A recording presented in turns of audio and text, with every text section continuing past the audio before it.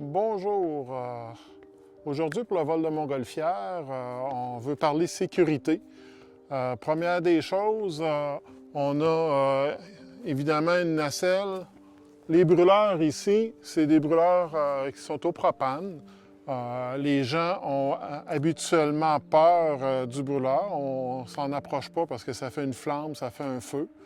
On vous demande de ne pas fumer autour du ballon à cause, entre autres, du propane présent à bord.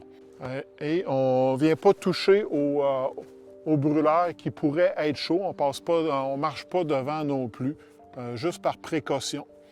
Mais les gens se méfient beaucoup du brûleur, se méfient moins du ventilateur. On utilise un ventilateur pour gonfler le ballon à froid, pour commencer.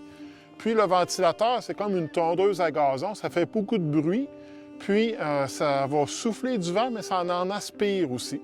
Alors on fait attention au ventilateur pour rester prêt. Pour les gens qui ont des cheveux longs, des vêtements larges ou encore des laisses sur leur porte-clés qui sont très populaires, ça pourrait entrer à l'intérieur du ventilateur, être aspiré, et puis ça peut être dangereux.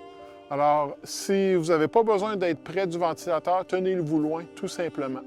Si jamais l'hélice venait à casser ou encore à aspirer des roches, ça pourrait être éjecté sur chaque côté aussi. Alors, se tenir devant, derrière ou de chaque côté du ventilateur.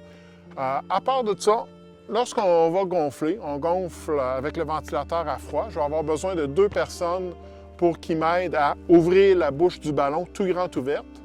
On veut la bouche du ballon bien ronde. Si on tire trop fort, la bouche du ballon devient ovale et ça, c'est pas bon. On veut la bouche du ballon bien ronde pour que l'air puisse rentrer à l'intérieur.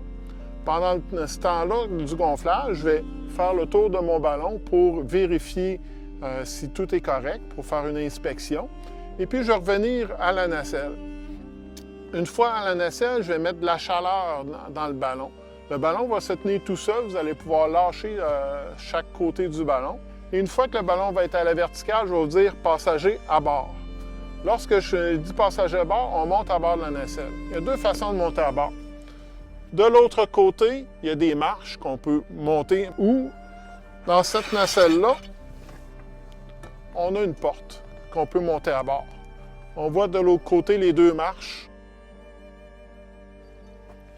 Une fois qu'on est à l'intérieur de la nacelle, on reste à l'intérieur de la nacelle. On ne débarque pas sans mon autorisation. Pourquoi?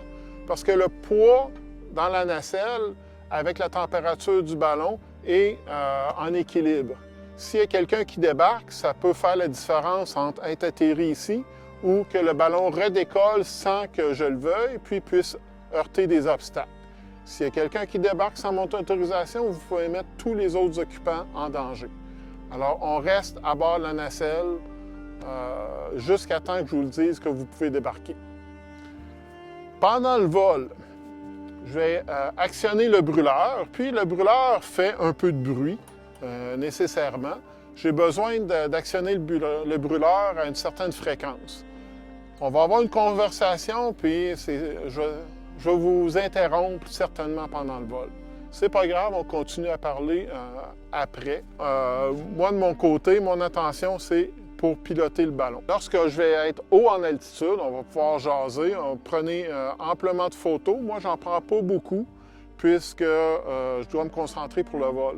Plus qu'on est proche du sol, plus que je vais être concentré, moins que je vais porter attention à la conversation ou à prendre des photos, plus que je vais être concentré pour ne pas rentrer en collision avec le sol.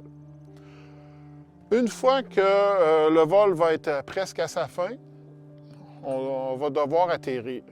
Pour l'atterrissage, il se peut que la nacelle couche sur le côté, pareil comme quand on la met à l'horizontale pour décoller. Advenant le cas, on va se mettre dos à la direction de vol, le dos bien accoté sur la paroi, les genoux un peu pliés. Puis, vous voyez des poignées de cordes ici, tout le tour, des poignées de cordes. Les cordes sont bleues dans mon cas, qu'on peut se tenir après les cordes. On vous demande de ne pas mettre les mains à l'extérieur pour ne pas rester coincé entre le sol et la nacelle. Vous pouvez vous tenir après les bonbonnes de propane, mais ne pas se tenir sur les tuyaux de propane ou tirer sur les cordes qui descendent du ballon. Ça, c'est seulement le pilote qui touche à ça. Alors, les genoux pliés, et on se tient après soit les bonbonnes ou les cordes qui sont ici. Si vous avez des questions, gênez-vous pas, demandez-les au pilote. On est là pour répondre à vos questions. Et puis, je vous souhaite un bon vol.